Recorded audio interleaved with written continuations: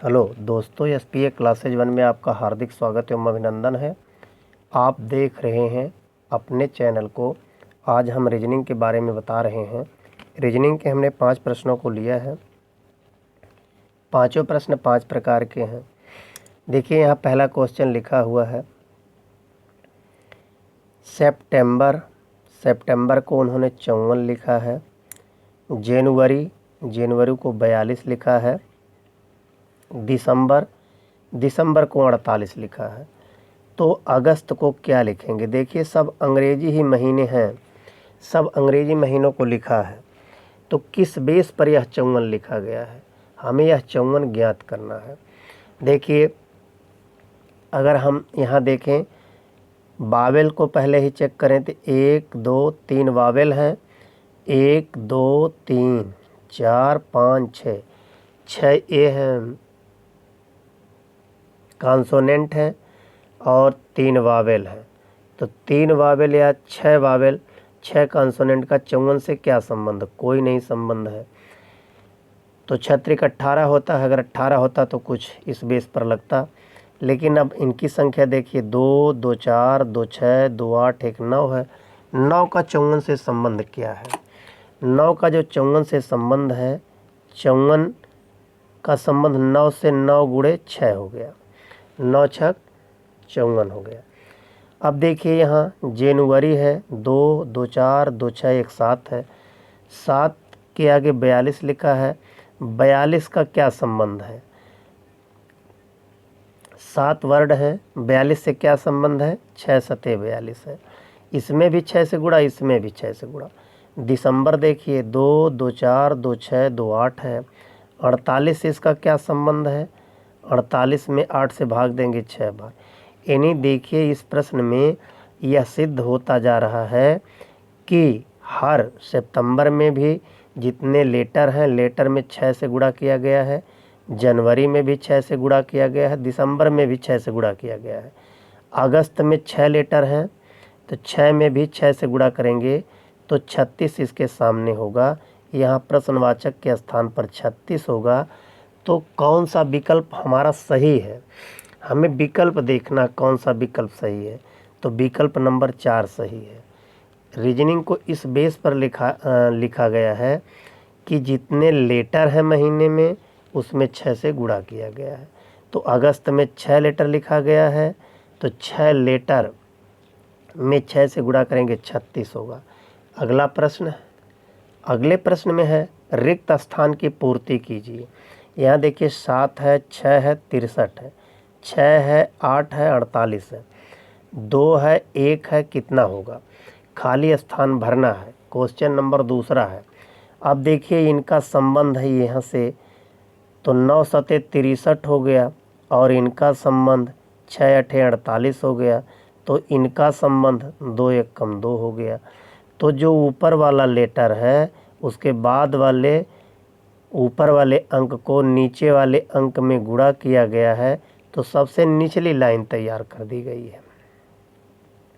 63 है, ऊपर 6 है, फिर उसके बाद 8 है, 8 छक 48 हो गया। तो तीसरे लाइन में 2 है, 1 है, 2 1 कम 2 होगा। विकल्प नंबर 2 सही है। देखिए, तीसरा क्वेश्चन, तीसरे क्वेश्चन में कह रहा है ए और बी बहनें हैं। मान लीजिए, यहाँ ए है और बी दोनों बहनें हैं। सी भाई है, सी इनका भाई है। क्या है? भाई है। ये दोनों बहन हैं। डी सी की माता है। अगर इनकी सी की माँ है तो इनका भाई ये है। तो ए बी सी तीनों की माँ कौन है? डी है। डी है। यन डी का पति है। जो यन है उसका विवाह डी से हुआ है। यह महिला है डी, और यन पुरुष है। ये महिला है और यह पुरुष पी है। यल यन का पिता है। अब देखिए, यल जो है यन का पिता है। यल यह पिता है किसका? यन का पिता है। तो सी यल से क्या है? देखिए, अब यल का लड़का यन है और यन की औरत डी है। तो देखिए, ये यल का लड़का मान लीजिए ये यल है, यल का पुत्र कौन है? यन है, और यन सी है, सी इसका पुत्र है। किसका पुत्र है? सी यन का पुत्र है। तो यहाँ से इनका संबंध, ये तो इनके पुत्र हैं, ये इनके पौत्र हैं। तो क्या हुए? इसमें पूछ रहा सी का यल से, सी यल का क्या है? संबंध नहीं पूछा, सी यल का क्या है? सी जो है यल का क्या हो गया? पोता हो गया। क्या हो गया? पोता। चौथा विकल्प सही है। पुत्र वाला गलत है, पुत्री वाला गलत है, पोती। चूंकि यल लड़का है, पोती नहीं हो सकता, पोता होगा। अगर यह लड़की होता तब पोती सही होता, इसलिए यल का पोता सी है। यही विकल्प नंबर 4 सही है। अब देखिए अगला प्रश्न। अगला प्रश्न है, देखिए संबंध वाला है। तो इनका संबंध यानी 30 का संबंध 9 से, समानुपात 90 का संबंध किससे होगा? अब लगाना है कि इनका कोई संबंध है, इनका कोई संबंध है। तो इनका संबंध है, तो इनका संबंध तो बन रहा है। अगर गणित पर लगाएं तो वाह पद गुणे वाह पद, अंतः पद गुणे अंतः पद, तो भी हल हो जाएगा। जो इनका संबंध हो, इनका संबंध है, तो वाह पद गुणे वाह पद, अंतः पद गुणे अंतः पद, यानी वाह पद 30 है और बराबर है अंतः पद 9 गुणे 90 है। अब देखिए यहाँ हल करना है, तो जब हल करेंगे तो यहाँ यक्स चौथा पद मान लीजिए, तो वाह पद गुणे वाह पद, अंतः पद गुणे अंतः पद। तो यक्स का मान निकालेंगे तो यक्स बराबर 9 गुणे 90 बटा 30, काट देंगे 3 आ गया, 9 त्रिक 27। ये हमारा विकल्प होगा, 27 सही है। एक बेस और है। अब देखिए यहाँ से पहले का तीसरे से संबंध 3 गुना है, तो दूसरे का संबंध चौथे से 3 गुना होगा। तो दूसरा 9 है, उसका संबंध 3 गुना, 9 त्रिक 27 होगा। इस बेस पर भी लगा सकते हैं और गणितीय बेस पर भी लगा सकते हैं, दोनों से उत्तर एक ही आ रहा है, इसलिए हमारा उत्तर सी सही है, यानी 27 तीसरा सही है। देखिए चौथा प्रश्न है। देखिए चौथा प्रश्न में है, यहाँ 538 है, यहाँ 747 है, यहाँ 363 है, और यहाँ इसमें देखिए दोनों में ये अंक दोनों समान है, बाहर बाहर वाले। इसमें भी अगला पद हमें ढूंढना है, तो इसमें दोनों पद समान है, इसमें दोनों पद समान है, इसमें नहीं है, इसमें नहीं है। तो इसमें समान है तो किस बेस पर समान है?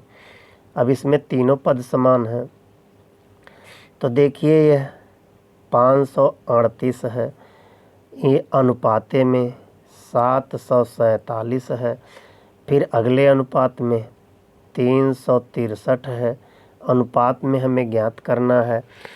तो देखिए यहाँ पर इस मेथड से लगाया गया है, या रीजनिंग का क्वेश्चन है, बहुत टेक्निकल है। यहाँ 8 और 5 को जोड़ दिया गया 13, 13 में इकाई अंक ले लिया गया, 13 हो गया, 13 में इकाई अंक 3 लिख दिया गया। यहाँ जोड़ेंगे 7 7 14, 14 में इकाई अंक लिख दिया गया। यहाँ 3 3 6, 6 में इकाई अंक लिख दिया गया। अब विकल्प से ही हमें ढूंढना है। देखिए यहाँ पर 2 2 4 होगा, इकाई अंक 4 होगा, या गलत है।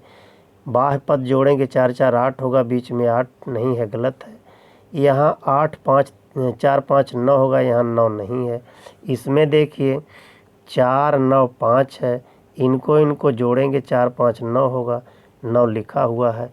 इस बेस पर विकल्प नंबर 4 सही है। वाह के दोनों अंकों को जोड़कर जो मान आया उसमें इकाई अंक ले लिया गया है। इसमें भी वाह पदों को जोड़कर इकाई अंक ले लिया गया है, इसमें भी वाह पदों को जोड़कर इकाई अंक ले लिया गया है। तो रीजनिंग का प्रश्न है, इन रीजनिंग के प्रश्न को कैसे हल करेंगे? जैसे जब एक क्वेश्चन जिस मेथड पर सही है, इनका संबंध जैसे बैठ रहा है, तो दूसरे का अपने आप बैठ जाएगा। इस तरीके से 5 क्वेश्चन की ये वीडियो ही समाप्त होती है। दोस्तों वीडियो को लाइक एवं सब्सक्राइब ज़रूर कर दीजिए। लाइक एवं सब्सक्राइब से आपके पैसे नहीं कटते हैं, अगर पैसे कटते तो आप संकोचते। लेकिन पैसे नहीं कट रहे हैं, इसलिए आपसे अनुरोध है कि लाइक एवं सब्सक्राइब करते रहिए ताकि हम आपको और अच्छी वीडियो ला सकें। धन्यवाद।